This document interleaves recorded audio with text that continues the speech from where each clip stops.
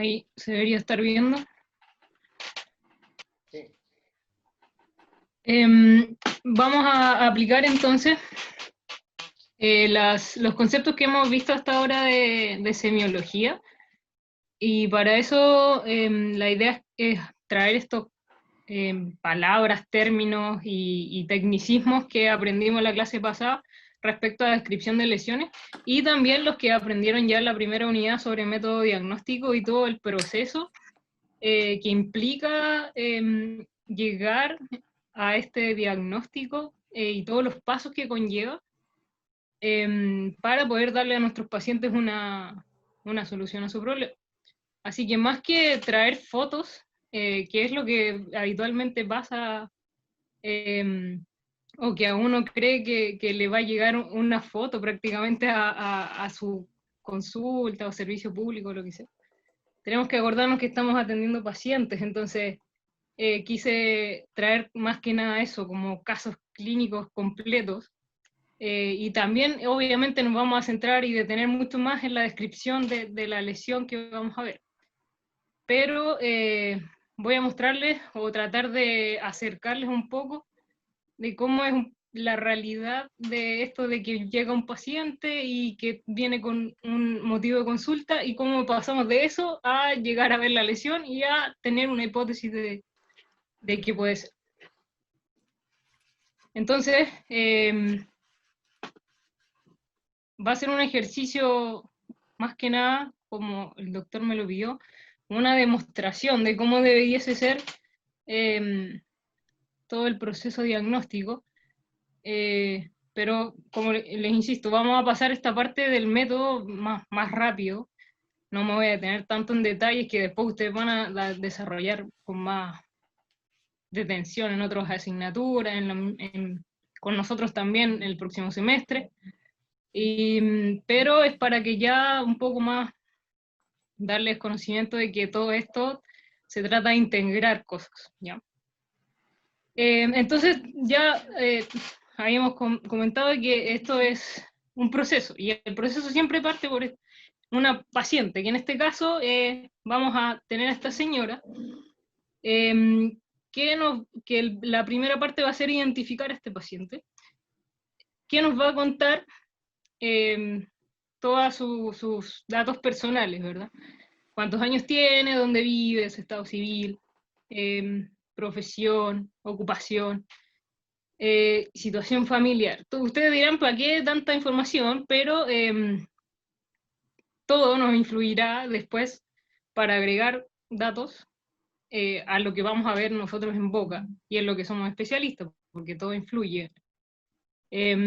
Y bueno, en este caso es una paciente de 68 años, mujer, que bueno, es jubilada y solo vive con su marido y tiene 4 hijos.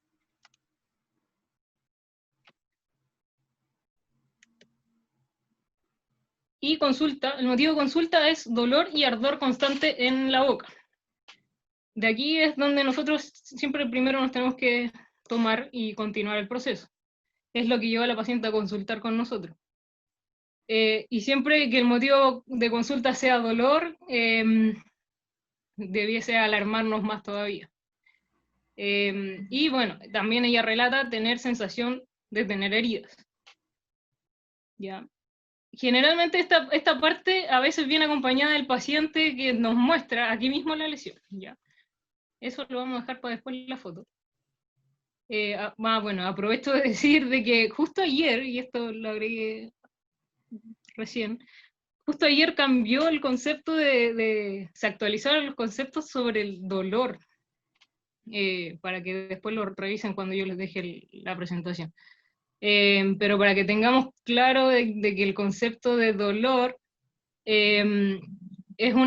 no solo tiene que ver con sensaciones físicas o biológicas, sino que también va acompañado de un componente emocional que es muy importante, que va a modular esa sensación o esa experiencia desagradable que significa tener dolor, ya, para que eso también lo tengamos en cuenta. Ahí, esto es muy interesante, así que después se los dejo de tarea para que lo lean. Bien. Entonces después vienen todos estos datos de anamnesis, Y no tenemos que dejar de olvidar todo esto del modelo biopsicosocial, tenemos que tener datos no solo de antecedentes médicos que son relevantes, ¿verdad? De la parte biológica, sino que también la parte psicológica y la parte social. Todo esto nos van a dar una fotografía de alguna manera de nuestra paciente y empezar a relacionarlo con lo que nosotros vemos en la clínica. Recordemos también que la anamnesis se va a dividir en estas dos partes, remota y próxima, y acá vamos a ver detalles. En este caso tenemos que la paciente tiene hipertensión arterial controlada con losartán, medicamento común para controlar la hipertensión, hipotiroidismo controlado con Eutirox, ahí están las dosis. No fuma, bebe alcohol ocasionalmente, no usa otras drogas. Acá hay algo que es nuevo de preguntar, que tiene que ver con los hábitos de alimentación, que también son importantes porque tienen que ver con algunas patologías o enfermedades que podamos encontrar. Hoy día hay muchos tipos de alimentación. Hay gente vegetariana, vegana, que no come o alérgica a ciertas proteínas de la comida, o la lactosa, o que come bajo en carbohidratos, etcétera. Dietas paleo y un montón de cosas. Entonces eso es importante anotar. La nutrición juega un rol muy importante en trastornos de origen inmunitario, por ejemplo, del sistema inmune. No hay alergias diagnosticadas o relatadas. Esta otra cosa que también hoy día se tiene que preguntar mucho, que tiene que ver con el sueño, ¿ya? La paciente relata problemas de sueño, es importante preguntar si los pacientes descansan bien, si cuántas horas duermen, y en qué momento duermen. No es lo mismo dormir 8 horas desde las 2 de la mañana hasta las 10 de la mañana, que 8 horas de las 9 de la noche hasta las 6 de la mañana. Y otra cosa importante, perfil psicológico de los pacientes. Hay un montón de clasificaciones que acá yo quedo corta y esta vía debe de estudiar la parte psicológica con las clasificaciones que corresponden. Pero sí es importante a la hora de explicarle a los pacientes lo que tienen, y también podemos anticiparnos cómo estarán con la adherencia o cómo se van a comportar respecto al tratamiento que les demos. Eso era lo remoto, ¿ya? Después vamos a ir haciendo un resumen de qué nos va a servir y qué no, porque todavía ni siquiera hemos visto la lesión, ¿ya? Pero esto es como yo voy a ir anotando en mi ficha clínica, que es el instrumento que yo tengo para ir consignando todas las cosas relevantes que la paciente hasta el momento me está relatando, ¿ya? Porque hasta ahora, si ustedes se fijan, nada de esto yo lo he evaluado clínicamente, yo nada de esto lo veo yo, ella me cuenta, ¿ya? Es una entrevista hasta ahora. Y eso son cosas que yo tengo que anotar. Y luego de tener los antecedentes remotos, yo voy a la parte próxima, ¿sí? Lo que tiene que relación con su motivo de consulta actual, qué es lo que le preocupa, qué es lo que le llevó a consultar. Y que era el dolor o ardor que sentía en su boca con sensación de tener heridas, ¿sí? Entonces aquí hay dos formas de llevarlo, que es dejar que ella hable respecto a eso libremente, o ir haciendo preguntas más dirigidas. Bueno, la paciente dice que las lesiones aparecen de forma episódica, o sea que vienen y van desde hace 5 años, ¿ya? No es un evento que apareció recién, que ha pasado por varios médicos y odontólogos sin solucionar su problema, ¿ya? Eso es algo relevante que tener en cuenta. Que estas últimas lesiones, o no, que la permanencia de las lesiones en boca en general duran de 2 a 3 semanas, que ella no asocia ninguna situación, alimento o evento como gatillo. Esas cosas generalmente uno las pregunta, porque cuando vienen estas cosas de episodios, uno dice, pero usted relaciona que come algo, o no sé, usa cierta pasta dental, o o está muy estresada, o un montón de cosas. Gatillos a que después le salen las lesiones y bueno, en este caso ella no asociaba nada. A veces pasa que los pacientes dicen, oh, ahora que me dice, sí, cada vez que, no sé, como nueces, o cada vez que uso esta pasta dental, o cada vez que duermo mal, o cada vez que tengo un problema. Las lesiones actuales, por las que consulta ahora, tienen 3 días de evolución. Ya, tiempo corto.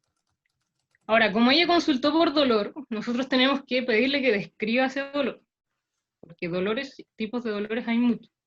Entonces ella nos dice que su dolor es constante, que se mantiene siempre igual, pero además tiene una sensación de ardor, que comenzó los primeros días localizado, pero luego ya se hace más generalizado, y como dijo antes, duró 3 días. Esto es importante de consignar también en la ficha, porque es que es la intensidad. Y para evaluar intensidad, nosotros tenemos distintas escalas de medición del dolor, que quizás ya se la han mencionado en otros lados.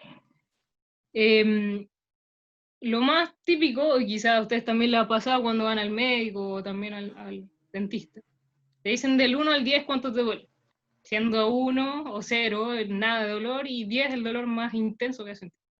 Eso del 1 al 10, así en palabras, es, bueno, se lo tengo acá. Es la escala numérica del dolor, ¿ya? Que se abrevia como ENA. Y la paciente te dice que en este caso me duele un 6, pero cuando como o bebo líquido muy frío o caliente me duele un 8, o sea, un dolor entre moderado y severo. Y está la otra escala que es muy utilizada en estudios, y con niños sobre todo, que es la escala visual análoga, que tiene, bueno, para los niños se usan estas caritas, y para adultos se usa esta línea con colores. Entonces uno es sin los números de arriba, que se tiende a confundir. Entonces uno, según el color, uno establece una parte de la regla y uno dice, estoy como por acá. Y eso se traspasa o se traduce a un número. ¿Ya? Esas son las dos escalas de dolor más ocupadas. Y es importante consignarlo porque me sirve después para preguntarle en el control, ¿y ahora cuánto dolor tienes? Después de aplicarle un tratamiento. Si me dice, no, ahora tengo un 3, digo, ya, mejor. Y si me dice ahora no, sigo en 6, o sigo ahora tengo 10. Entonces la mido a ella con sus propios parámetros. Y no tiene ningún otro signo neurológico, como puede ser adormecimiento, sensación de, o que no sienta estímulos normales, como puede ser que si yo le paso algo por ahí, no sienta nada, que esté haciendo anestesia o algo así. Eso todo era entrevista, anamnesia. Ya pasando a examen físico, tenemos todo dentro de los parámetros normales, en examen físico general, normal, y extraoral, también normal. No los quise complicar nada, así que todo esto sin alteración. Luego recién vamos a lo intraoral, que dentro de lo intraoral estos 4 tejidos que tenemos que examinar. Vamos primero con la mucosa, y en mucosa es donde tenemos el problema, y acá es donde nos vamos a detener, porque aquí es donde tenemos que describir estas lesiones que vemos en boca. Entonces, claro, ustedes podrán ver esta imagen y quizás se les vienen 1000 cosas a la cabeza, y en este momento pueden estar diciendo, chuta, aquí estoy viendo una úlcera, una pápula, no sé, hay muchas cosas combinadas, y sí, puede pasar eso al principio. Y después cuando estén un poco más grandes y sepan diagnóstico, no se les va a venir eso y se les van a venir los diagnósticos a la cabeza. Pero la idea es que vamos de a poco, es ordenarse. Entonces, como vimos la clase pasada, lo primero es identificar los tipos de lesiones elementales que podamos ir viendo dentro de esta cuadro que presenta la paciente por el que consulta, ¿ya? Que son dolorosas, no tenemos que olvidar eso. Ella consultó por lesiones dolorosas. Entonces, lesiones elementales acá. Ojo que no siempre puede ser una, ¿ya? pueden estar coexistiendo varias, y en este caso es así. A ver si puedo poner un puntero acá.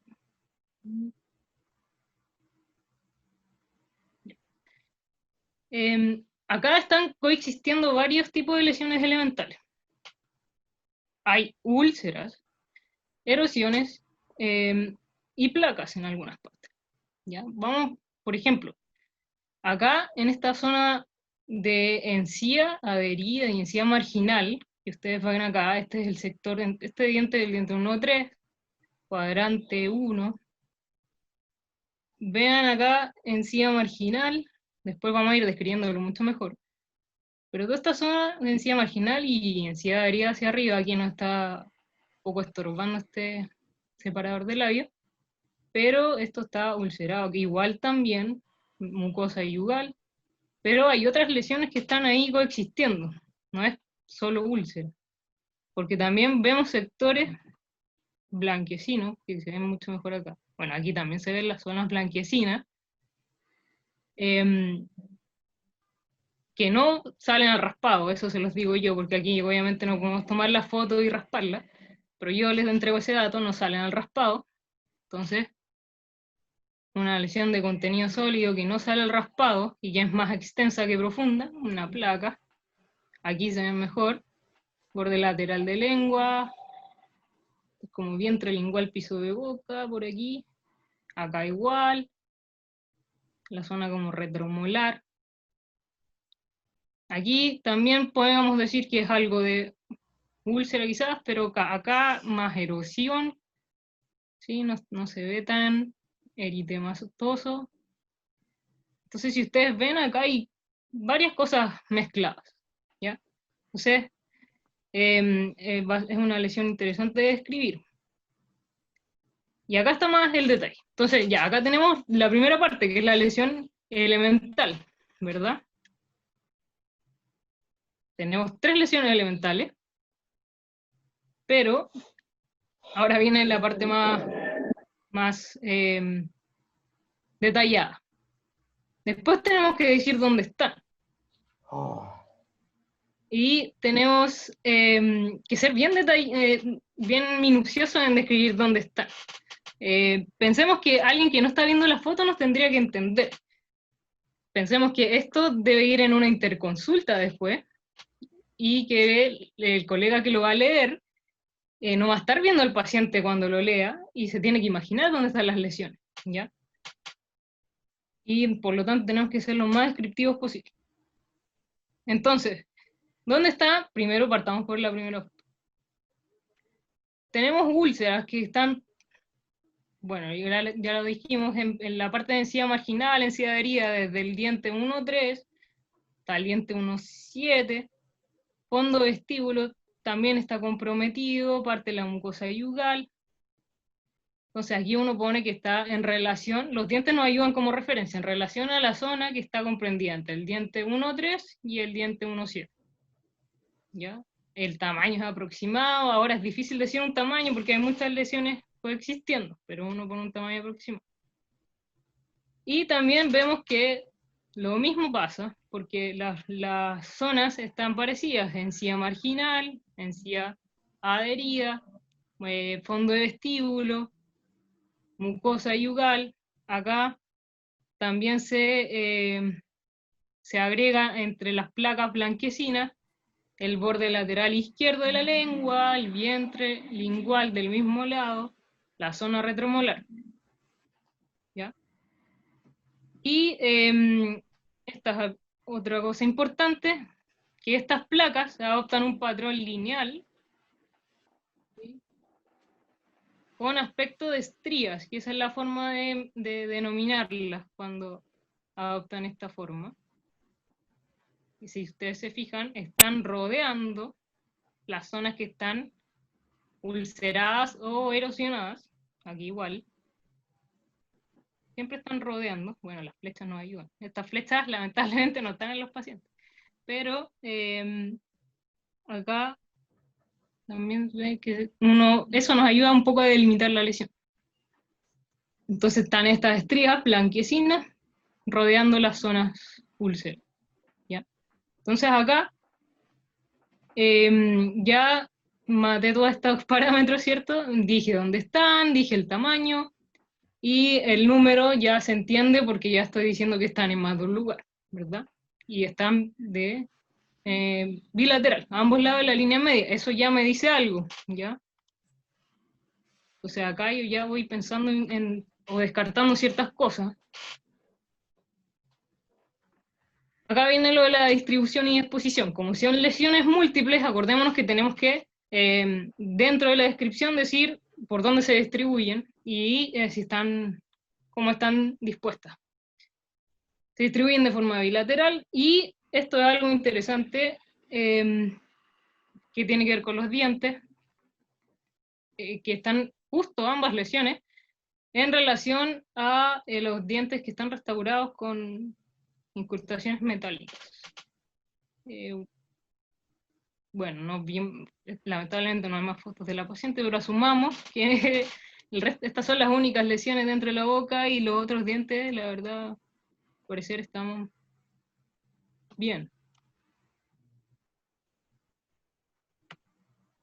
Color. Bueno, como hay lesiones elementales de distinta naturaleza, hay colores distintos. Zonas eritematosas, en las zonas que están más ulceradas, obviamente, por la exposición de conjuntivo. Y también tenemos, eso, otra cosa. Este signo, que la encía marginal pierde su epitelio, la encía en general, marginal y, bueno, generalmente la marginal. Pierde el epitelio, se conoce como gingivitis descamativa, que es un signo característico de algunos tipos de trastornos. Ahí vamos a comentarlo más.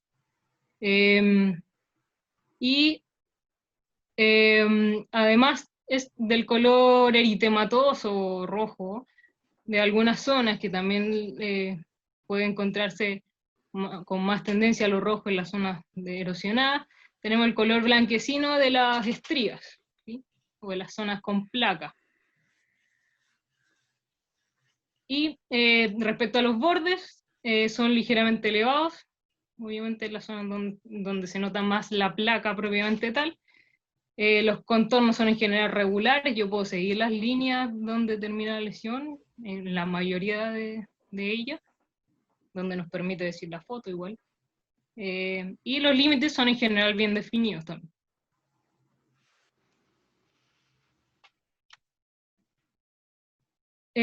Bueno, y la consistencia y la base aquí no aplican, obviamente, porque son... Bueno, la consistencia podría aplicar para la zona de la placa. La textura también, que es más rugosa. No es superficie totalmente lisa. La base no tiene, porque son lesiones deprimidas, las úlceras. Pero eso no aplica mucho en este caso. Entonces ahí, si se fijan, describimos todo lo que había que describir. Y acá se lo puse todo, para que después lo vean cuando tengan el PDF. Bueno, esa última línea no, ahí. Y esa es una descripción completa. Bueno, no sé si se me escapó algo, ¿no? Pero eso es lo que yo debiese escribir en mi ficha clínica en la parte donde van las alteraciones de mucosa oral, y que si yo voy a derivarlo, que es lo que vamos a ver después, porque yo con esto ya tengo, aquí vemos, ahora yo solo tengo listo aquí la parte de mucosa, yo obviamente tengo que con esto examinar el resto de la mucosa, etcétera. Tengo que ir examinando el resto de los tejidos que involucran el examen intraoral.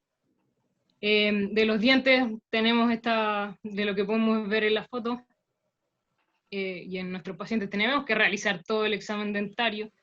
Lo que pudimos ver acá fue las restauraciones metálicas que justamente estaban relacionadas a las lesiones.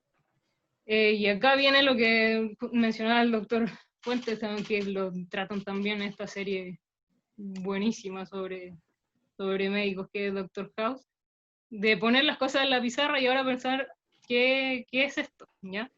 qué diagnóstico puede tener nuestra paciente tomando todo lo que nosotros pudimos, las cosas relevantes que podemos recabar, ¿cierto? De la anamnesis, que es una mujer que tiene 68 años, que tiene estos antecedentes médicos, que no tiene alergias relatadas, pero cuando dicen no tiene alergias relatadas, quizás puede haber algo por ahí que no está diagnosticado, que tiene un trastorno del sueño, que tiene un perfil psicológico que era nervioso, puede tener ahí algo, o sea, su perfil psicológico puede estar influenciando no sé, algo. El examen físico, las úlceras, las erosiones, las estrías blanquecinas, que sea una disposición, una distribución bilateral. No tenía lesiones en piel, eso es importante porque hay trastornos que se dan en mucosas y en piel al mismo tiempo, entonces uno tiene que preguntar o revisar la piel de los pacientes. Entonces yo ahora con todo esto, yo empiezo a pensar en diagnósticos, en hipótesis diagnósticas, con lo que tengo, sin exámenes. Y empiezo a descartar, porque si está de forma bilateral, empiezo a pensar en cosas más sistémicas, y esto se parece a ciertos cuadros de trastorno de inmunidad, específicamente al líquen plano, que tiene ciertos signos bien característicos, que son las estrías,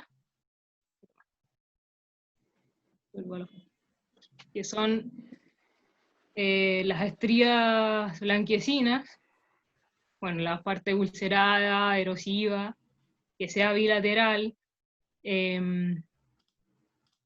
y la gingivitis descamativa también. También es una enfermedad que afecta mayoritariamente a mujeres de esta edad, entonces puede ser un diagnóstico presuntivo. Ahora, tengo que confirmarlo con exámenes complementarios, ¿ya? Ah, bueno, y esto yo mismo tengo que anotarlo en la ficha clínica, porque yo llego a una conclusión, se la explico al paciente, pero esto tengo que llevarlo a una ficha clínica, que es lo mismo que le estoy diciendo más o menos, que es haciendo el resumen del cuadro completo y llevarlo a un escrito, que se anota la evolución de la ficha, que es lo que pasa por lo menos en la universidad, no sé, bueno, en la mayoría de los lugares donde se trabaja con fichas digitales o ya no, casi no se usa la ficha de papel, y ahora menos todavía. Donde la parte de evolución de los pacientes, donde sale la fecha en que yo vi al paciente, debo anotar esto, a qué conclusión llegué, y qué le voy a decir al paciente, y qué conducta voy a seguir yo, y qué le voy a indicar al paciente ahora. Ya. Entonces, pongo mi diagnóstico presuntivo, por qué llegué a eso, hago un pequeño resumen de lo que la paciente, sus antecedentes sistémicos, por qué consultó, y el motivo, la descripción breve de la lesión, porque la grande la tengo en la ficha completa. Los signos aquí, los signos apuntan a trastorno de la inmunidad. Las estrías, bueno, las estrías, la parte ulcerada, hacen pensar en líquen plano erosivo, que es el trastorno específico que les mencioné. Y acá ponemos un diagnóstico diferencial, que es una reacción liquenoide, que es similar a lo que pasa con un líquen plano, pero el líquen plano no tiene una causa conocida, a diferencia de los otros, de la reacción liquenoide, que se producen los mismos tipos de manifestaciones clínicas, pero yo le puedo atribuir una causa. Y en este caso, a mí personalmente me llama mucho la atención que las lesiones estén en relación a esta incrustaciones metálicas. Entonces, personalmente, ¿qué haría yo? Yo cambiaría esas restauraciones metálicas porque puede que todo esto sea una reacción liquenoide, o sea, una reacción de base inmunitaria contra esto metal de la restauración. Entonces, quizás cambiando estas restauraciones por cerámica, quizás, se soluciona todo. Quizás puede ser una posibilidad. Quizás me equivoco y quizás sea el liquen plano erosivo. Entonces hay que ver opciones, ¿ya? Entonces, la conducta a seguir, yo lo derivaría ahí al servicio de patología. Esto estoy haciendo cuenta que estoy ahí en UCO. Entonces tengo la hipótesis diagnóstica, el examen complementario sería biopsia y lo derivaría al servicio de patología, con una interconsulta.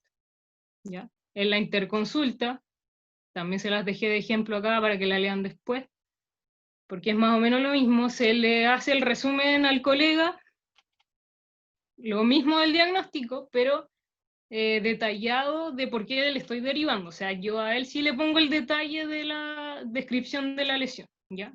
Y aquí está el ejemplo, sí. Por ejemplo, si se lo voy a derivar al doctor Fuentes, le pongo el resumen aquí arriba de los antecedentes de la paciente, y acá le pongo el detalle de la lesión, ¿sí? Entonces después al final va la solicitud, que pido por favor evaluar posible diagnóstico y que la evalúe con la biopsia, etc. ¿No? Entonces, de todas formas, todo esto que yo les estoy contando a ustedes, ahora lo tengo que traspasar al lenguaje de paciente y explicárselo a la paciente también, ¿ya? Entonces, acá en este caso especial, que los pacientes consultan por dolor, hay cosas que igual podemos hacer en la primera sesión. No sé, yo casi que tengo un lema en mi cabeza de que si el paciente llegó con dolor, no se puede ir de de mi box con la misma cantidad de dolor que con el que llegó. Entonces, de alguna forma hay que manejarlo, ¿ya? Y en este caso sí hay cosas que podemos hacer. Indicar corticoides tópicos, o terapias hay una productos en natural en base a manzanilla, aloe vera, cosas caseras que se puede hacer el paciente para bajar su inflamación local, o ya basta con educar y explicarle a la paciente que no tiene cáncer y no se va a morir probablemente, con que ya bajen sus índices de dolor, ¿ya? Y bueno, también quizás facilitar los próximos pasos en el sentido de adelantar ciertas cosas, para facilitarle al colega los próximos pasos, o que la paciente llegue con más información. Si es que ella necesitase una radiografía, un escáner o algo así, no es el caso, yo podría darle las órdenes y así ella llega a la consulta con especialista preparada, por ejemplo. O en este caso, pacientes con lesiones recurrentes, están estos diarios que también sirven para dolor, que están estos diarios de dolor, por ejemplo, se ocupan más en pacientes con dolor crónico, pero que los pacientes anotan en un calendario cuánto dolor tienen hoy día, dónde lo tienen, qué creen que hizo que les doliera más, etc. Lo mismo con las lesiones. Se hacen un calendario, acá están dibujando una lengua, y ven cómo van distribuyéndose las lesiones a través del tiempo. Si cambiaron de posición, o se hizo más grande, o desapareció, o volvió a aparecer al otro lado, así. Y entonces quizá eso, si que falta mucho tiempo para la cita con el profesional, uno le dice a la paciente que quizá sirve de información extra. ¿Ya? Eso, no sé si hay dudas respecto a esta descripción.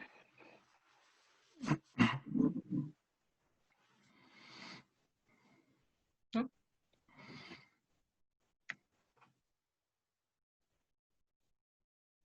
Ya. Vamos con el segundo. En el segundo paciente tenemos un paciente hombre de 53 años, de Valparaíso, separado, arquitecto que trabaja en docencia y vive solo hace 2 años, tiene 2 hijos. Su motivo de consulta es que tiene algo inflamado en el paladar. Y aquí son de esos pacientes que ven y abren la boca y dicen tengo esto en el paladar. Bien, entonces nosotros no tenemos que dejarnos llevar por eso y ir al tiro a examinar, sino que de nuevo volver a retomar la anamnesis y empezar a entrevistar al paciente. Si es que hay, aquí no hay antecedentes sistémicos, el paciente, relatados al menos, eso no quiere decir que no tenga, sino que no se lo han diagnosticado, fuma tabaco, 3 cigarros al día y bebe alcohol ocasionalmente, fines de semana. No usa otras drogas, no tiene alergias diagnosticadas, se alimenta de forma normal y trabaja en horarios normales, hábitos de sueño sin alteraciones, y tiene un perfil psicológico exigente. Eso quiere decir que es el típico paciente que te pregunta y no te cree mucho lo que tú estás diciendo, entonces hay que esforzarse mucho en explicar bien las cosas, les va a tocar muy seguido. La anamnesis próxima, esta lesión apareció hace aproximadamente 9 a 10 meses. Comenzó muy pequeña, pero ha crecido lentamente hasta llegar al tamaño que tiene. Y uno asume que si se demoró tanto tiempo en consultar es porque no le molestaba y ahora le molesta que está tan grande. ¿Ya? Entonces sí, es asintomático. El examen físico está normal. Tiene algunos problemas en ATM y neuromusculatura, pero nada que tenga relación con el paladar propiamente tal. ¿Ya? Entonces, ahora recién vamos al examen intraoral.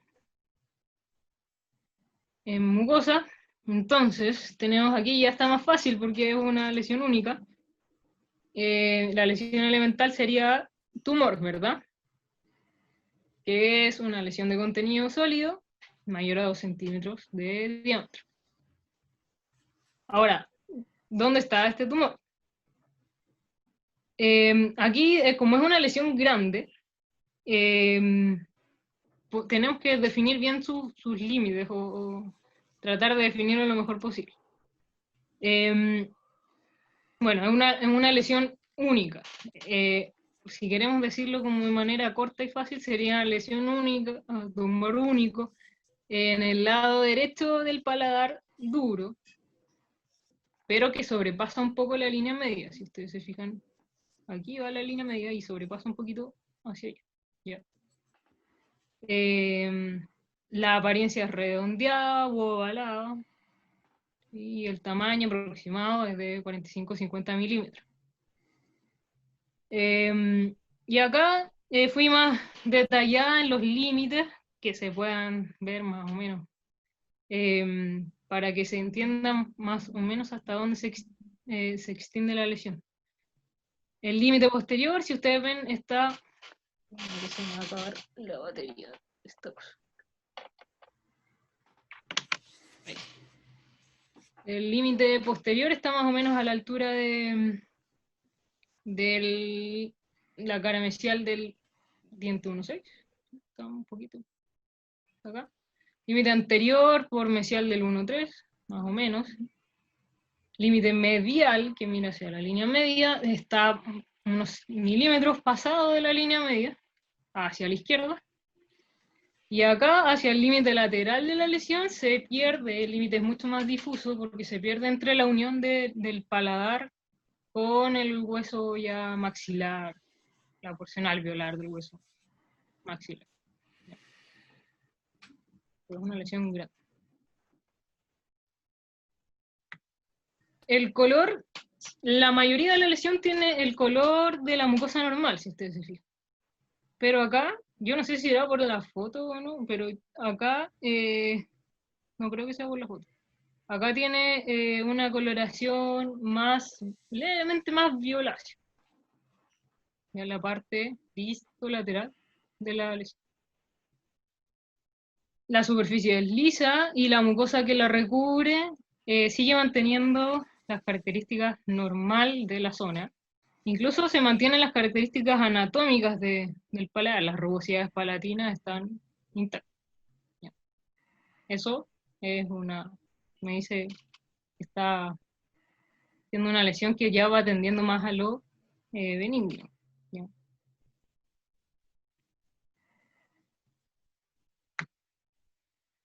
El contorno es regular en la mitad y nítido en la mitad medial de la lesión. Por este lado, ustedes se fijan, toda esta mitad, más de la mitad diría yo, es bien definido, regular. Si yo hago una línea acá, yo la puedo continuar, no se me interrumpe nunca.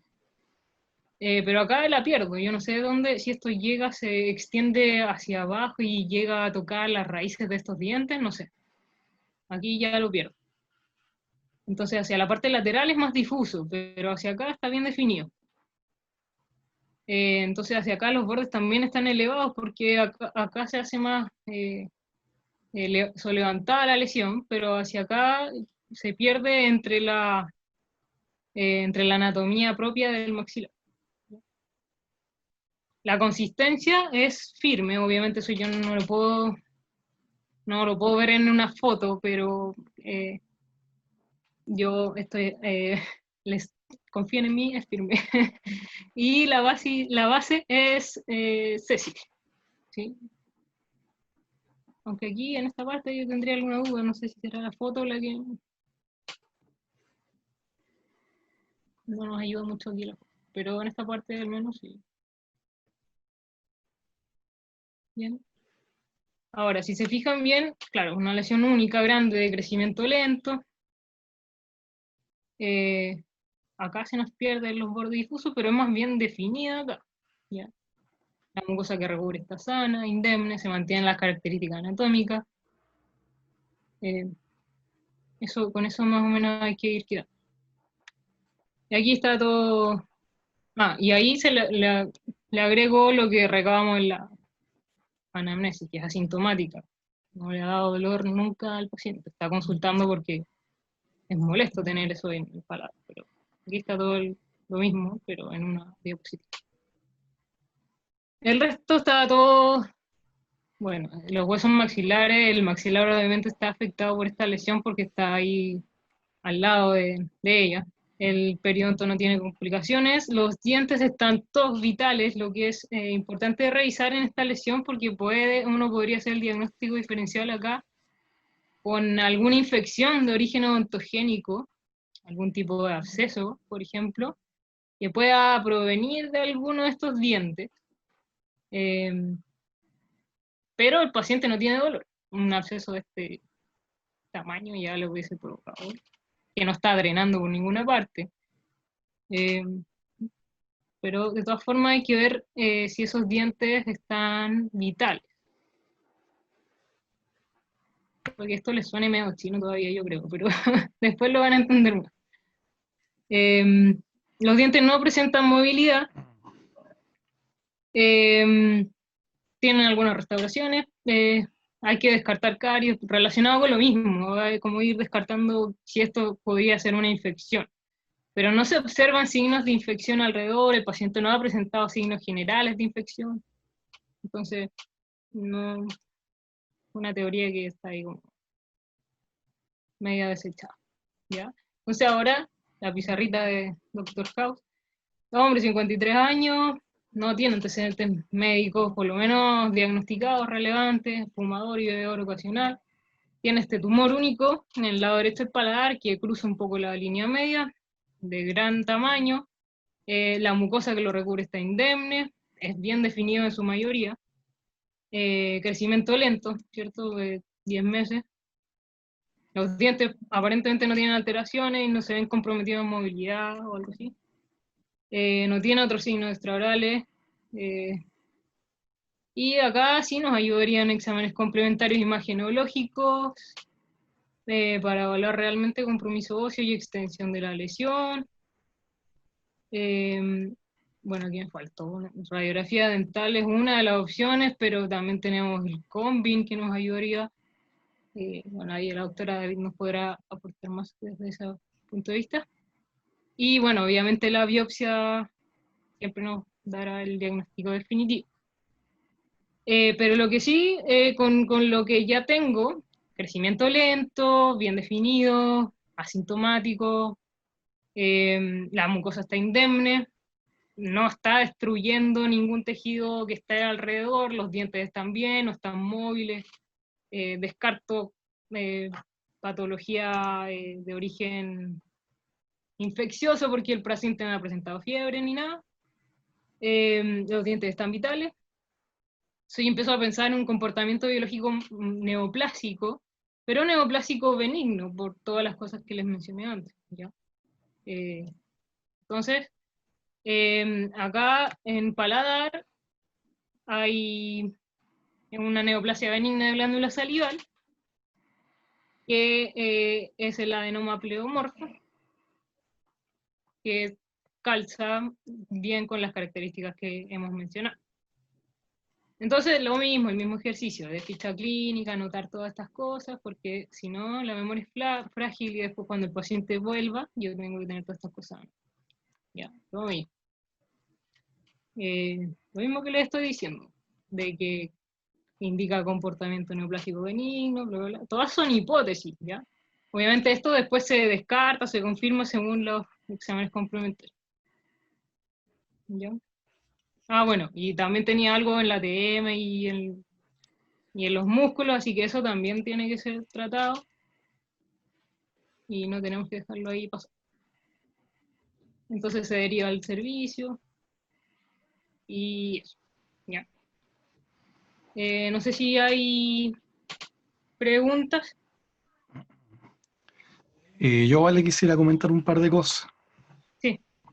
Si puedes retroceder 2 diapositivas, una más, otra más, acá. ¿Acá? Sí. Saca la parte de la hipótesis diagnóstica. Ya. Ahí. Bueno, en general lo que nos ha presentado Valentina es una secuencia de cómo uno puede ir integrando estos aspectos de semiología en el proceso de método diagnóstico. Si vemos todo lo que habló ella la semana pasada, referente al aspecto de propiamente tal de la descripción de las lesiones, se concentra en esta parte del examen físico.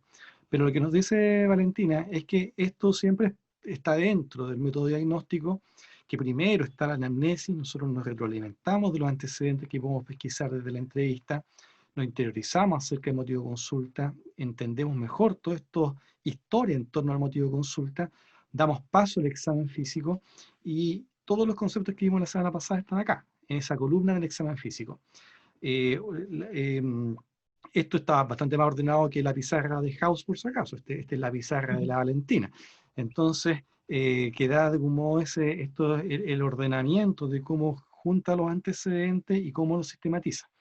Hasta acá, hasta esta parte, podríamos decir que todos podemos hacer ello. Puede que no sepamos qué es lo que es un líquen plano, puede que no sepamos qué es un adenoma pleomorfo, puede que no tengamos idea todavía de los conceptos en cuanto para poder proponer una hipótesis. Pero eso lo vamos a ver dentro del año. Pero hasta acá, el atender un motivo de consulta, el hacer las preguntas, pesquisar los antecedentes y hacer un ejercicio descriptivo de la lesión es algo que sí tenemos que convencernos de que tenemos que poder desarrollarlo, ¿ya? Así que es un poco para que vayamos proyectando, porque podemos decir perfectamente que este es un hombre de 53 años, que no tiene antecedentes relevantes, que es fumador, que tiene un tumor único en el paladar derecho de 5 centímetros de diámetro, 10 meses de evolución, asintomático, mucosa indemne, bien definido, diente aparentemente sin alteraciones, sin otros signos chorales, regionales y bla, bla, bla, bla. Hasta eso, todos nosotros podríamos decirlo. Y cuando digo todos nosotros, me refiero a todos nosotros como segundo año. Hasta acá podríamos decirlo. Ya cuando interpretamos esto y cuando nos damos cuenta que estamos hablando de un tumor con la característica de un tumor benigno y que está ubicado en paladar, y con toda esta historia, entonces nosotros decimos, esto es sugerente de un adenoaplomorfo. Y ahí aparece, sí, dale clic a la siguiente diapositiva, a la hipótesis diagnóstica. Pero acá que sería la corrección o la sugerencia, mejora que te pediría Valentina, es que esto que no quede divergente, sino que quede incluido, porque dentro del método es anamnesis, examen físico, hipótesis, examen Claro. complementario. ¿Ya? Sí, sí, sí. Que no se entienda que es una desviación del proceso. No, sí, la secuencia es 1, anamnesis, 2, examen físico, Claro, sí. 3, hipótesis diagnóstica. Y a propósito de esa hipótesis diagnóstico, 4, yo pido el examen complementario. Eso sería el ajuste nomás a esta bonita tabla, por si acaso, que tú has hecho una muy bonita forma de cómo sistematizar la información. Entonces, y nuevamente volvemos al método diagnóstico y vemos cómo el ejercicio de la semiología nutre a la columna del examen físico. Y después todo esto se plasma en una ficha, se va a una derivación, se va a una interconsulta, se va al sitio que corresponda, ¿ya? Pero eso es básicamente lo que nos interesa comunicar en esta parte. Todo esto lo vamos a ir entrenando, por si acaso. Está planteado también en la guía conceptual número 4, que ya está en el sitio para que puedan curiosearla y empezar a hacer su desarrollo a modo de entrenamiento. Así que muchas gracias, Valentina, por las historias compartidas. No sé si hay alguna pregunta o un comentario, jóvenes. Yo tengo una consulta. Dígame. No me quedó claro. O dígale a la doctora. Sí. Que no me quedó claro un concepto que usó en el último ejemplo. ¿A qué se refiere con que la base sea Cécil? Que la base sea Cécil es que la base es igual de ancha que el diámetro mayor. A ver, te voy a poner la foto.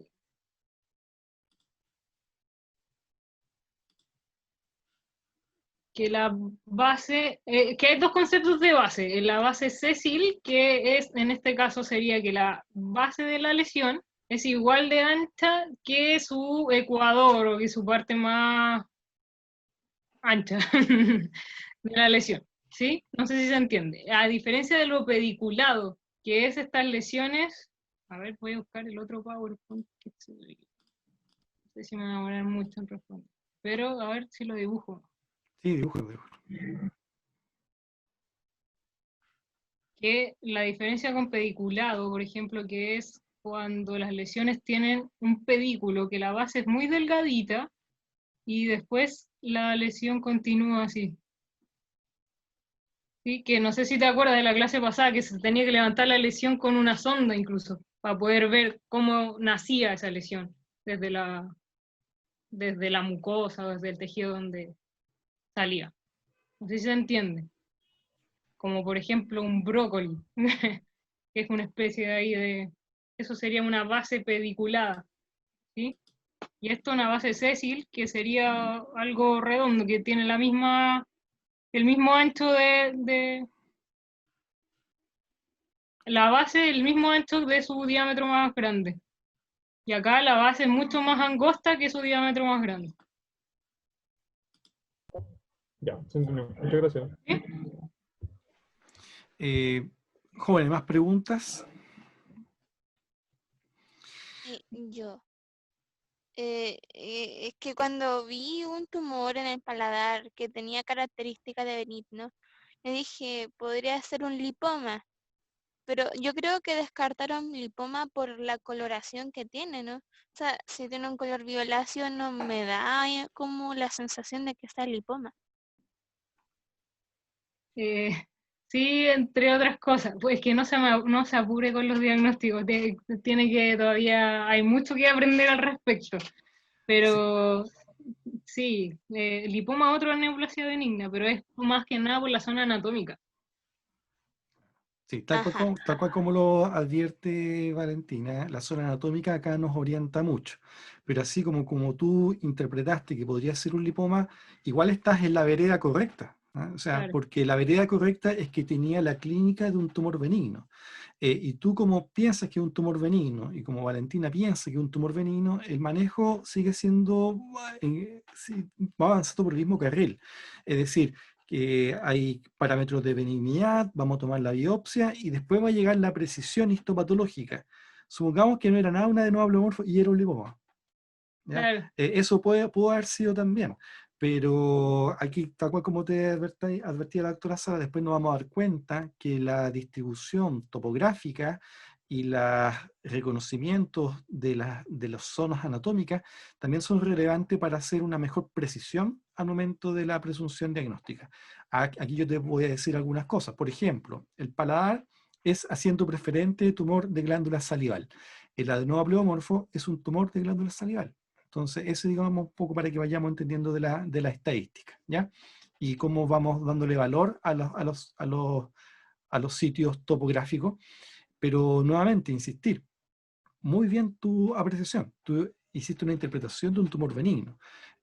Sea cual sea la apreciación histopatológica, es para allá lo que queremos que nos encaminemos, ¿ya? Así que muy bien, Ara. Gracias. Ya. Bien. Estamos listos. Gracias vos, Valentina, por tu presentación y por estos ejercicios, ¿ya? Así es que, como les decía ya, está la guía temática para que puedan desarrollarla y nos encontraríamos entonces el próximo viernes. Tengo pendiente, sí, enviar el cronograma versión 3, ¿ya? Así es que eso lo vamos a estar enviando dentro de esta semana, ojalá el día martes, ¿ya? Así que cualquier duda, cualquier comentario al correo electrónico.